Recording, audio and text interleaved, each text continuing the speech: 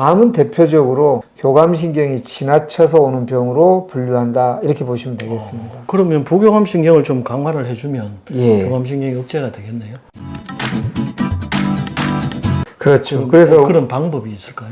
예. 그래서 부교감 신경을 어떻게 하면 균형을 갖추기 위해서 노력할 것인가인데, 교감 신경이 지나치게 간 것이기 때문에 이 기울어진 운동장을 바르게 하기 위해서 우리가 주로 부교감 신경 쪽에 에너지를 좀 많이 집중하는 게 필요해요. 부교감 신경에 에너지를 집중한다는 말을 뭐 어떤 약물이나 뭐 이런 방법도 일부 있겠지만, 스스로 하는 방법이 아주 파워풀합니다. 스스로. 예. 우리 인간 스스로 이완, 안정, 휴식, 그리고 뭔가 탁 받아들이는 수용, 내어 맡김, 그리고 명상, 내어 맡김. 내어 맡김. 비슷한 얘기이긴 예, 한데요. 예. 수용, 내어 맡김, 그리고 명상. 여기서 명상이라는 그러면 그게 아까 말씀하신 그 지피지기 얘기하실 때 나를 알면은 이제 치료에 도움이 된다고 하셨잖아요. 예. 그게 이제 나를 아는 그런 상태를 말씀하시는 건가요? 예, 나를 안다는 것을 저는 이제 머리, 가슴, 배 세 군데를 다 통합적으로 안다라고 표현합니다. 그게 무슨 뜻이냐면, 머리에서는 생각이 있죠. 네. 생각.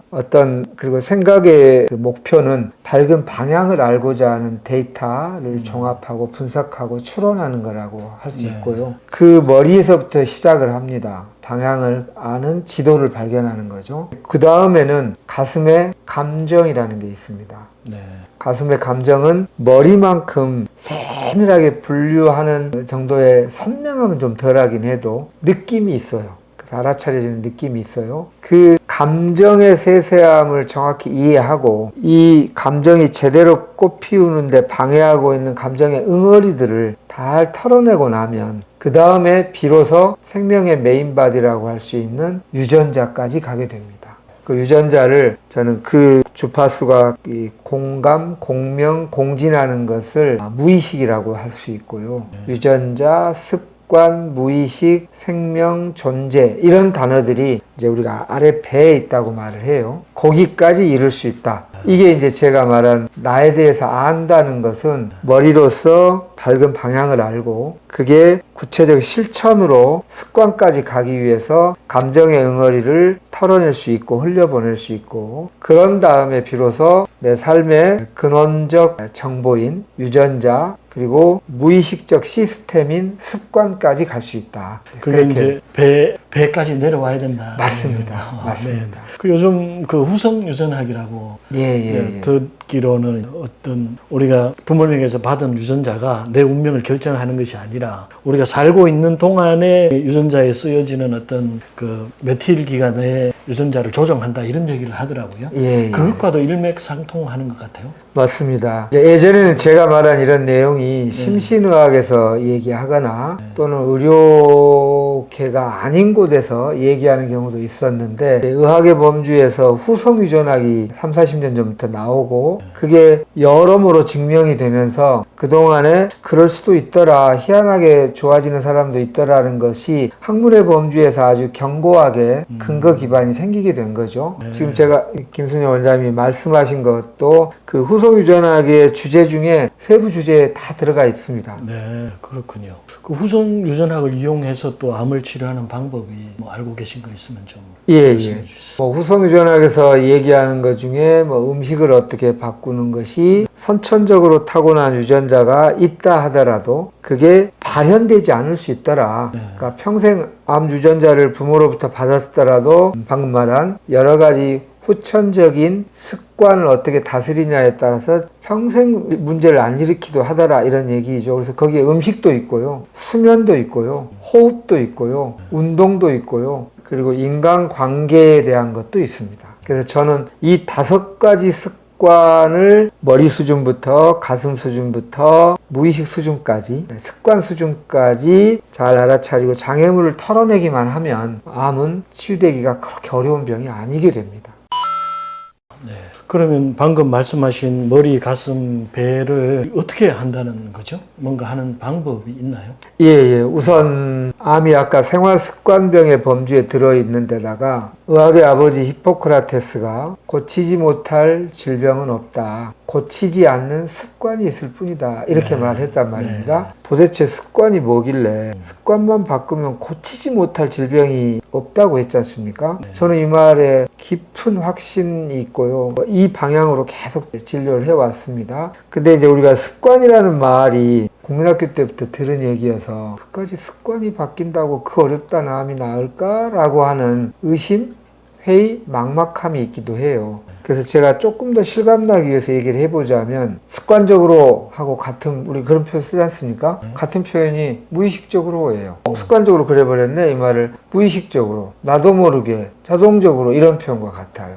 그러니까 암이 생활습관병이고 습관을 바꾸면 고쳐지지 않은 질병이 없다는 말을 조금 너무 쉽게 생각하는 사람한테는 습관이란 말은 무의식적 반복 패턴이라는 뜻입니다. 그 무의식적 반복 패턴을 바꾸면 고치지 못할 질병이 없습니다. 라고 말하면 그렇겠네요. 무의식적 반복 패턴을 바꾼다고 하면 고쳐지지 못할 게 없겠는데요. 라고 그때부터 좀 심각하게 좀 깊이 있게 받아들이더라고요. 근데 두 번째는 무의식이란 말 나오면 너무 어렵다. 그게 가능하기나 하냐. 라고 지레 두려워하는 분들도 있어요. 그러나 그게 인류의 위대한 스승들이 이렇게 해내는 방법들을 체계적으로 잘 갖춰놔 있습니다. 그러면 그런 것들을 할 수 있는 무의식적인 어떤 습관을 고칠 수 있는 구체적인 실천법이 있다면 예. 구체적인 실천법을 몇 마디 말로 딱 바로 느끼게 하기는 쉽지는 않겠지만 큰 원리를 짧게 한번 얘기해 보겠습니다. 구체적 실천법은 이런 겁니다. 머리에 있는 장애물을 털어내는 거예요. 이미 우리 안에는 이것도 히포크라테스께서 하신 말씀이에요. 우리 모두에게는 각자 100명의 명의가 이미 안에 있다고 했어요. 몸 안에. 근데 의학을 전공하지 않은 많은 분들이 명의가 어디가 있냐고 이렇게 할 수 있잖아요. 그게 이미 있는데 장애물이 가렸을 뿐이라는 거죠. 그 장애물을 좀 몇 마디로 말씀드려 볼게요. 머리의 장애물을 뭐라고 하냐면 불합리한 신념 또는 제한적 신념이라고 해요. 또는 학습된 무기력이라고도 하는데요. 제한적 신념이라는 게 뭐를 말하냐면 코끼리를 서커스에서 이렇게 쇼도 하고 할 때 어린 코끼리 때부터 훈련을 시킨답니다. 훈련시키고 저녁에 이렇게 발에 쇠사슬을 묶어서 말뚝을 탁 박아서 묶어두면 애가 본능에 따라 막 나가려고 하는데 이 말뚝의 힘 때문에 못 나가는 거죠. 낑낑대고 울고 울고 하다가 결국은 그게 수십 번 되다 보면 포기를 한답니다. 근데 코끼리가 5년, 10년 자라면 등치가 엄청 커지면서 사실 맘만 먹으면 그까지 말뚝 콕 뽑아버릴 수 있는데도 절대 못 뽑는다고 꿈에도 생각하지 않는데요. 그거를 제한적 신념이라고 해요. 근데 우리 머릿속에 그런 신념이 있는 경우가 많다. 그래서 내 안에 명의가 이미 있음에도 불구하고 다시 말하면 나의 딱 맞춤형의 적절한 치유를 스스로 자명하게 알 수 있는 명의가 있음에도 불구하고 내가 뭘 알겠어 라든가 이건 난 절대 안 돼 이런 제한적 신념이 있다는 뜻입니다. 이걸 이제 털어내는 방식의 치유법들이 있다는 뜻이고요. 그 다음에 두 번째는 감정입니다. 감정의 응어리라고 하죠. 억울하다는 것이 계속 큰 바위돌을 안고 있듯이 분노, 억울함, 죄책감 이런 것들이 오래 있다는 것은 이 정서라고 하는 이게 우리 머리 가슴 배 중에 이 가슴 힘이 제일 센데요. 그래야 요 배에 있는 유전자까지 갈 텐데 요게 큰 응어리가 있어 버리면 얕은 병 이외에는 깊은 병은 요 정서의 응어리가 안 풀리고는 잘 안 된다는 걸 수없이 확인하게 돼요. 그래서 내려가지를 못하는 그렇죠. 그래서 정서의 응어리를 푸는 정서 심리학적 여러 방법들이 있습니다. 수많은 천재들이, 수많은 위대한 스승들이 그것들을 만들어 놨어요. 그래서 그거를 이제 푸는 게 중요하다. 이렇게 저는 얘기를 드리고요. 그래서 구체적으로는 호흡 습관, 두 번째 수면 습관, 음식 습관, 운동 습관, 대인관계 습관인데요. 예를 들어서 하나 호흡 습관부터 얘기를 해볼까요? 네네. 불합리한 신념이나 정서적 응어리를 푸는데 물론 심신의학 전문가가 이렇게 잘 길 안내를 해서 풀어내는 건 좋은 방법이긴 하겠는데요. 스스로 해낼 수 있는 방법들도 일부 있다는 거죠. 예를 들어서 호흡에 대해서도 호흡이 굉장히 많은 방법이 있습니다. 인류가 그동안에 여러 수련법으로 치유법으로 활용한 것 중에 그중에 그냥 두 가지만 한번 얘기를 해보면 첫 번째가 풀무호흡이라는 게 있습니다. 풀무호흡. 예전에 아궁이에 풀무질 하듯이 이렇게 막 돌리면 숯불 같은데 불이 확 오르게 하는 바람이 확 가는 게 있어요. 그걸 풀무라고 하는데 그 풀무 호흡은 어떻게 하냐면요. 호흡을 굉장히 빠르고 급격하면서도 불규칙하게 해요. 예를 들어서 이런 식으로. 보기엔 좀 괴이하게 보일 수도 있는데요. 그런 불규칙하고 급격한 호흡을 하다 보면 우리 몸과 마음에 있는 어떤 견고한 응어리를 잘 깨뜨린다고 합니다. 뭉쳐진 것을 흩어지게 할 수 있다. 그 불규칙성, 그거를 혼돈, 카오스 이렇게 표현하죠. 그걸 카오스 이론이라고도 해요. 불규칙하고 혼동스럽게 막 이렇게 급격하게 하게 되면 견고한 틀이 잘 깨진다 이렇게 표현해요. 그래서 호흡이라는 수단이 몸과 마음에 다 깊은 영향을 미치는 굉장히 훌륭한 수단이지 않습니까? 호흡은 몸이 안정됐다는 것, 마음이 안정됐다는 걸 알려주는 대표적 지표인데요. 그 지표를 활용해서 견고한 정신적 어떤 틀이 있거나 응어리가 있을 때 처음은 그런 호흡을 1차적으로 권유하기도 합니다. 그걸 일부러 자기가 스스로 해야 되는 건가요? 호흡을 불식적으로 그렇게 소리도 지르고 소리도 호흡도 지르고 막 하게 되면 뭔가 견고하게 있었던 것들이 리셋되는 느낌이 있어요. 화가 날 때 화를 내기도 하고. 그렇죠. 그거를 더 효과적인 건 언어보다는 소리를 내는 게 더 효과적이에요. 노래 부르면 좋겠네요. 노래도 좋죠. 그런데 제가 말하는 관점은 가사에 매이지 않고 오히려 더 원시적인 것일수록 더 깊은 거예요. 그러면은 과격한 운동, 뭐 등산 같은 것도 그게 범주에 속할 수가 있나요? 좀 이따가 운동 치료할 때 일리 있는 말씀입니다. 역시 금방 핵심을 알아채시네요. 그래서 호흡을 1차적으로는. 그런데 그렇게 해서 견고한 틀이 좀 깨어지고 나면 그 다음에는 아랫배로 천천히 길게 고요하게 하는 단전호흡이 그것을 마지막으로 생명력을 옳게 일으키는 근원적으로 만들어내는 호흡이 됩니다. 2단계를 말해본 겁니다. 이미 있는 견고한 틀, 아까 불합리한 신념, 정서적 응어리가 있을 때는 그런 방식의 호흡법이 효과적으로 그걸 좀 리셋시키고 견고한 틀을 깨는 데 도움이 되고요. 그게 어느 정도 되고 나면 이제 아랫배로 하는 천천히 하는 호흡을 통하여 우리 호흡이 아랫배에서 늘 머무를 수 있을 때 생명력이 제대로 자리 잡게 됩니다. 그렇군요. 이게 이제 호흡 치료의 원리입니다. 제가 듣기로는 왜 우리가 흥분하면 공황 발작이 왔을 때 이런 호흡이 막 가빠지잖아요. 그럴 때 보면은 뭐 봉투를 뒤집어 쓴다든지 뭐 심호흡을 한다든지 하는 방법들을 쓰는데 우리가 길게 하는 심호흡 이것도 좀 도움이 되나요?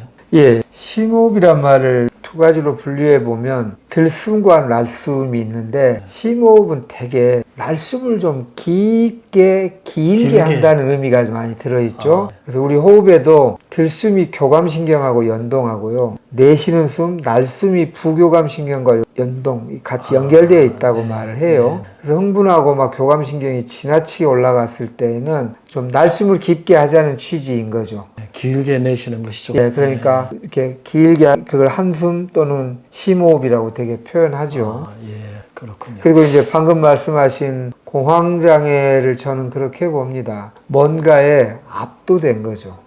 어떤 사실이나 상황을 보았을 때 그냥 회피하지도 않고 압도되지도 않게 만나는 것을 제대로 만난다고 하는데 압도돼서 그렇게 이렇게 먹혀버린 거라고 할 수 있잖아요. 그럴 때 호흡도 하면서 이 횡격막 쪽에 기운이 뭉친다 이렇게 봐요. 심신의학에서는. 그래서 그 횡격막에 하고 뭉쳐져 버린 것을 푸는 데에 있어서 방금 말한 급격하고 빠르면서 불규칙하게 숨이 턱 끝까지 다가올 정도의 호흡을 좀 하게 되면 이게 좀 풀어지는데 시키는데 견고한 틀이 돼버렸잖아요. 네. 도움을 준다. 이렇게 보는 관점이에요. 아, 그렇군요. 도움이 되겠네요. 네. 예, 예. 두 번째는 수면 습관이라고 하시는데 예, 그것도 수면 한번 습관. 설명해 주시죠. 네. 저는 이제 한의사이기도 하지만 가족 상담 전문가이기도 합니다. 아, 그러세요? 네. 네, 그래서 상담 공부하고 수련하는 과정도 오랫동안 공부해 보았었는데요. 여러 심리적인 어려움을 치료하는 상담 또는 상담사 또는 정신과 의사분들의 거의 대부분의 공통적인 내용 중에 정신적으로 건강하다는 것을 알 수 있는 지표가 있다면 여러 가지가 있겠지만 대표적으로 뭘 뽑습니까? 하면 수면을 뽑아요. 잠을 잘 자야 건강하다. 잠을 잘 잔다? 그러면 웬만큼 마음 건강한 거예요. 이렇게 말을 해요. 저는 이제 한의사이기도 하니까 한의학에서 말하는 음양의 조화라는 말과 딱 맞아요. 네. 우리 김순일 원장님도 한의사시니까 음과 양이 조화로우면 모든 병이 순조롭다라는 그렇죠. 것이 대명제지 않습니까? 네. 그거를 우리 일반인이 알아듣게 얘기한다면 저는 이제 두 가지인데 하나는 수면입니다.